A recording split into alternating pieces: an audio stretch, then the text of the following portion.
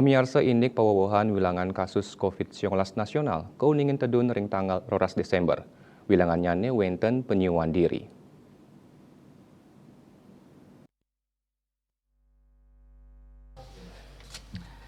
Pasien seda anyar sangkaning COVID-19 nyihnayang panincapan. Wilangan pasien seda wenten 3 diri selami 3 hari. Pawohan pasien COVID-19 sanekena langkungan wilangan kasus anyar mungguh ring 3 talian diri. Anutin data Kementerian Kesehatan nyihnayang pawohan kasus COVID-19 langkungan siut talian diri dadosnyane 6 yutan diri. Kuentenan pasien kena kauningin langkungan 3 talian diri.